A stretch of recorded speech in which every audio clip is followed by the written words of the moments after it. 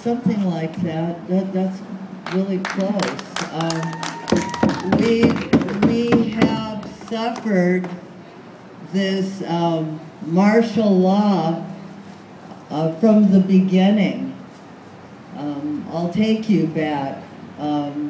We were not allowed to leave the reservations until World War I, when our people enlisted at statistically astounding rates to defend our mountains and defend our rivers. And before then, since then, to this day, we suffered that kind of effort to eradicate us. The governmental plan was to entirely rid themselves of the nuisance of Indians, and only the Civil War saved us from being totally wiped off our beautiful land. And so I want you to know that Leonard is a symbol. They don't want to let him loose because he is a symbol of us and our desire for freedom and our continuing fight for freedom. His trial was totally illegal, absolutely illegal. In any court that you'll ever go to, they always tell the victim's family, show no expression, show no emotion. At all of Leonard's trials, all of the families of the federal agents sat in the front row, soaking up Kleenex after Kleenex, being very emotional. No other court would have tolerated such a thing. Leonard is a symbol to us. You know, in Africa, which is supposedly the most racist nation in the world, Mandela was locked up for 28 years and came out to be president.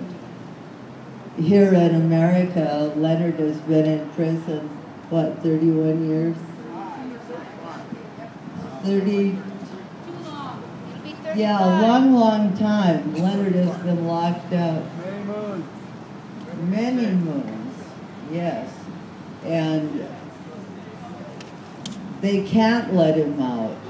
We've had parole plan after parole plan, jobs, homes, supervision, everything that a parole plan should require.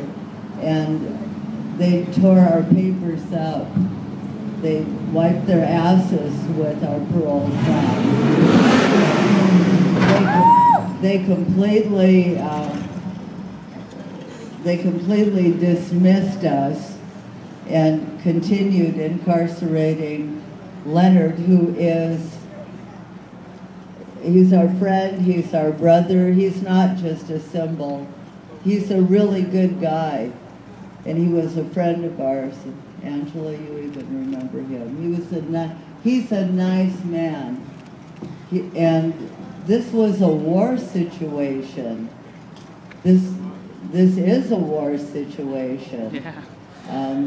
Puyallup was having to set up armed camps to protect our fishermen. We were traveling to Washington, D.C. and getting beat up and being faced with these ridiculous charges. This was a war zone.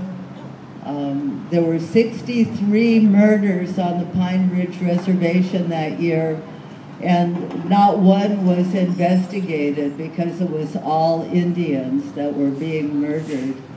And they said there were, how many federal agents were on Pine Ridge Reservation?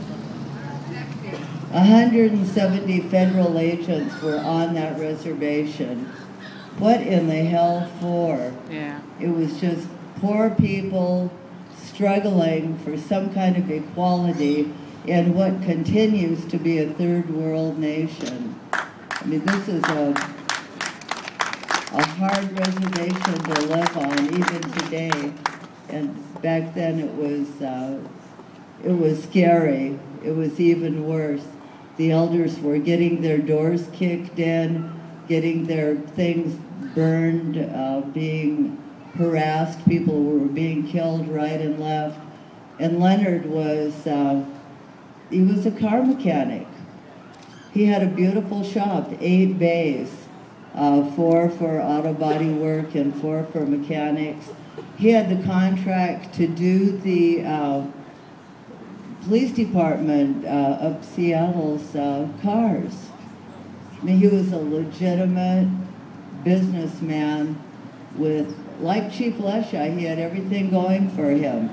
He was loved by the Indians. He was